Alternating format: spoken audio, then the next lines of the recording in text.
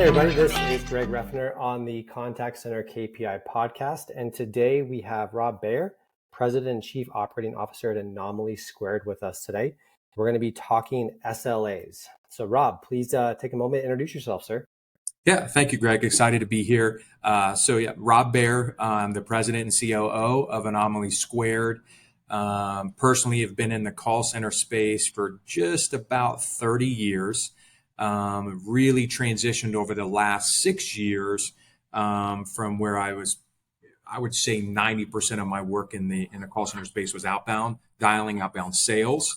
And over the last 5 years, really transitioned to get into the customer service space, where we do, from Anomaly Squared standpoint, we do appointment setting, answering services. So SLAs have really become to the forefront of our operations. So excited to talk about what I've learned over the last 5 years and go from there. Cool. Well, I don't say this to date you, Rob, but you've been in this space almost as long as I've been alive. So Okay, I'm that's excited to always learn good. a couple things Right. from you. So I'm sure you've seen kind of some amazing things happen during the course of that 30 years, right? I mean, I would love to just maybe take a little bit of a tangent and kind of like what's been like the biggest evolution you've seen over your course in this of your time in this world. 30 years is a long time, so you've seen some things. Yeah, absolutely. So it's interesting you say that. So not necessarily from an SLA standpoint, but regulations are constantly changing in a good way. Okay. And so I would say personally, that's been the largest change that I've seen. It's really designed to get rid of the bad people in the space and help those who are doing things correctly. So I would say from, just over the course of 30 years, regulations are always changing, and the companies that are doing it right, they're the ones that stand tall and continue to prosper. And so that's positive. I will say, from a technological standpoint, what you're seeing is, again, not dating myself, but there wasn't texting in the 90s.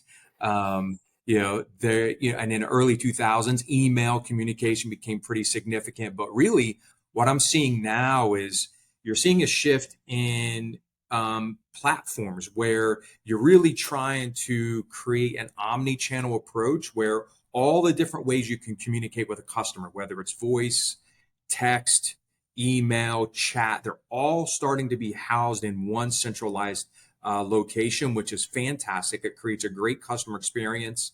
It really improves your employee experience and retention. So those that would be, in my opinion, probably the largest change over the last, say, 5 years. Yeah. And on that regulation note, I think I was actually talking with one of our customers yesterday, and they were saying how so often you feel like governments are behind the times, whether it's at a state level or federal level. But he was arguing that when it comes to customer support and even outbound B2C sales, he felt like those types of regulations and laws were actually kind of very timely, which is surprising to hear, considering the other side of his argument was governments are usually pretty slow to enforce regulations. He argued that a lot of things, like he felt like it made sense that those things were happening and being put in place at the right time within the industry. Would you agree, disagree? I do. And I think the customers drive that regulation, right? They're the ones who are speaking up and saying, hey, something needs to change, something needs to stop. My personal opinion is the way the world's working now, it's easier for those customers to communicate to the government, which allows them to process that change much faster than, say, 20 years ago, where, those took some time, right? I mean, if people weren't readily available, you didn't have the text, you didn't have, all those different features. So yes, I would say it, but I would back that by saying that it's still customer driven. That's fair. That's fair. Well, let's get about SLAs. Let's jump into SLAs. So why, we presented you with a bunch of different options to talk about, and you kind of honed in on SLAs. So why pick on SLAs? Well, I think because it's the true definition of a partnership. And I think, from my side, from Anomaly Squared's side, we look at all of our relationships as we want to win together. And so if you work together to develop the service level agreements between the two parties, one, both sides can succeed.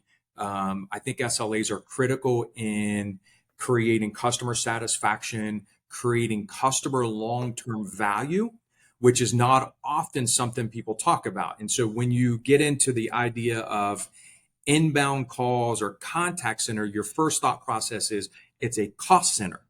And there's some truth to that. But if you can learn to communicate and focus on what those SLAs can provide, which, like I said, is, customer long-term value, you start to understand there is an ROI associated with call centers and how they can truly impact your bottom line over time. That's fair. I think one of the things that's been interesting is a lot of our customers are BPOs, third-party call centers, and some of them look at, I think they view themselves as a cost center in their minds of their clients, and some of them view themselves as a profit center. Yep. And I think a lot of it is just perspective and how you look at what KPIs, what SLAs are you willing to commit to? How are you using technology to decrease operational cost, increase agent efficiency?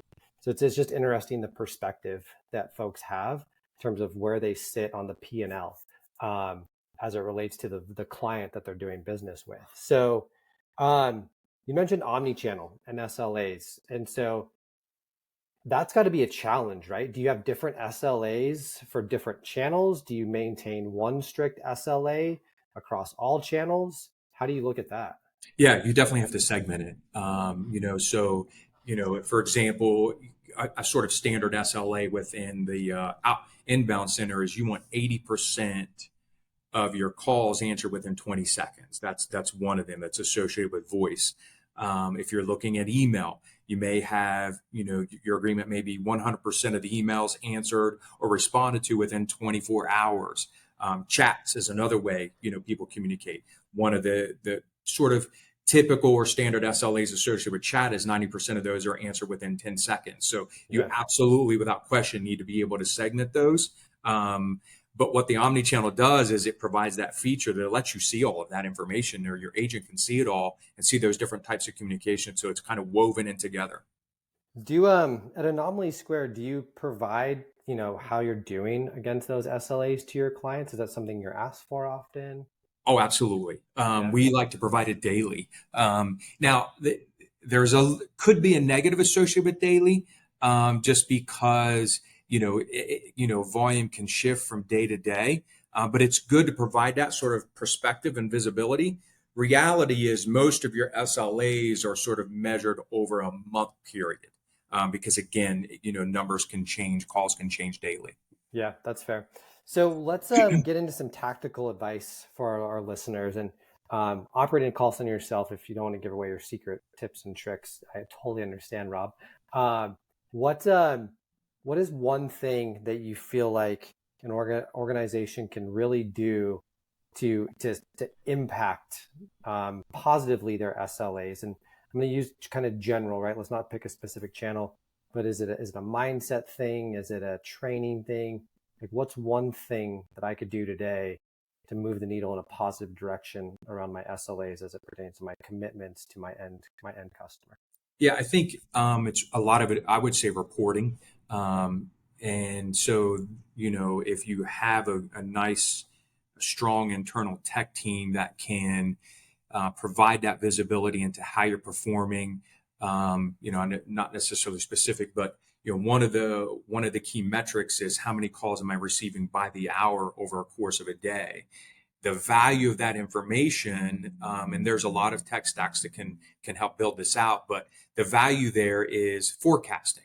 And so you're able to take that intel and take that information and change employee schedules around to ensure that those SLAs are met.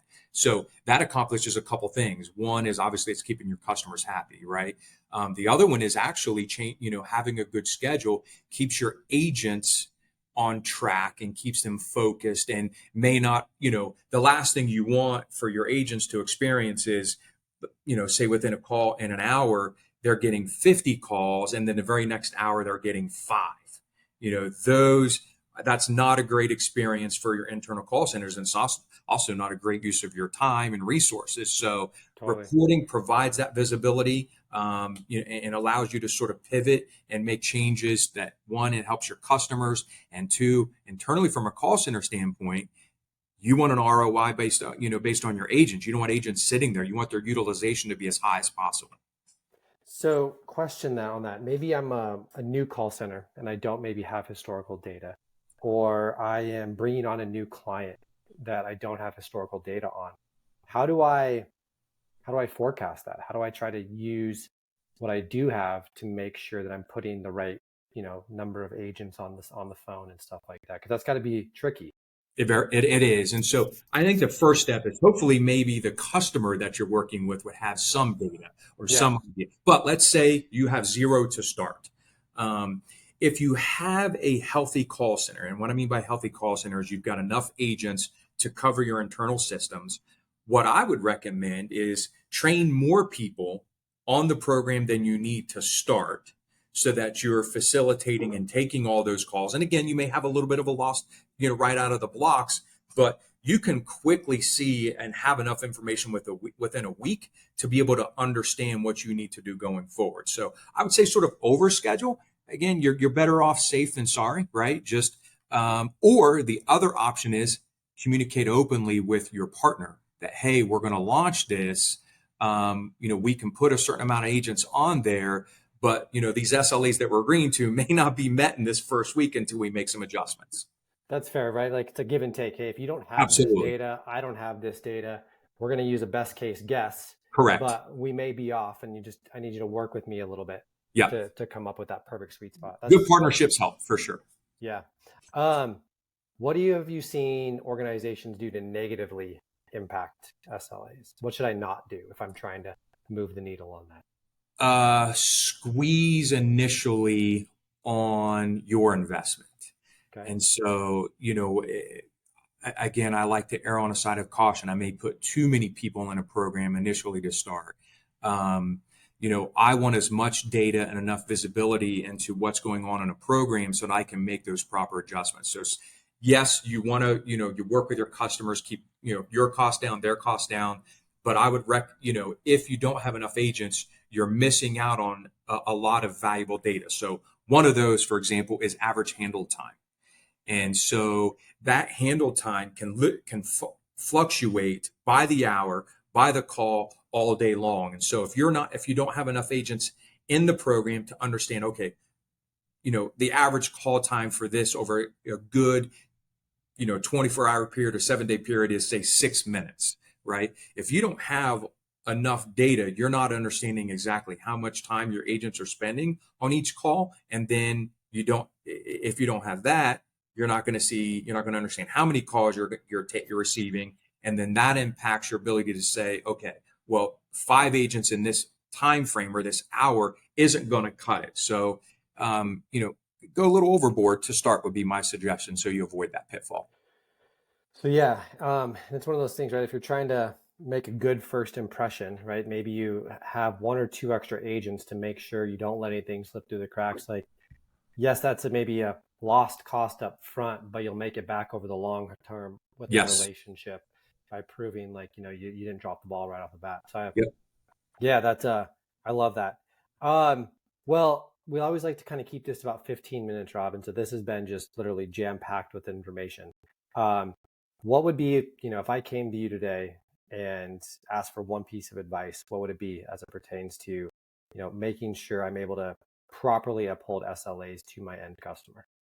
I think it really most likely starts with your initial conversations with the customer, Okay. having open dialogue about what those expectations are, what is realistic and what is not. I think that's extremely valuable, but sometimes you may not be able to have that. So my suggestion would be, err on the side of caution, train more agents, give yourself some flexibility to make adjustments as time goes. And then really, really dive into daily reporting and those analytics and communicate with your staff. Get feedback from your staff. So feedback from the agents that are on the front lines. What are you getting? What are customers saying? What are their challenges? Ingest all that information from your agents and your management staff so that then you can communicate that back to the customer, right? And so again, it's a big circle, and open communication is important. Using the agents for feedback, in my opinion, is probably one of the most critical components, and often overlooked by call centers. It's interesting you say that, because a lot of folks look at their agents as like a necessary evil, right? Somebody that, like, I have to have these people on the phone, and they don't go to them for that feedback. And Yes. if I'm hearing you correctly, that's a mistake. Big mistake. And there's always going to be, in every call center I've ever been worked in or associated with or consulted for, there are a select group of agents who can give it to you straight, Yeah, and you can rely on. And if you're not using them as a resource, you're missing out. that's fair. That's fair. What about if a client comes to you and has just the most unrealistic expectations around what they're expecting from an SLA commitment standpoint? Like, what do you do? It's a very, it's a good question. At that point, you need to decide whether or not they're the right partner.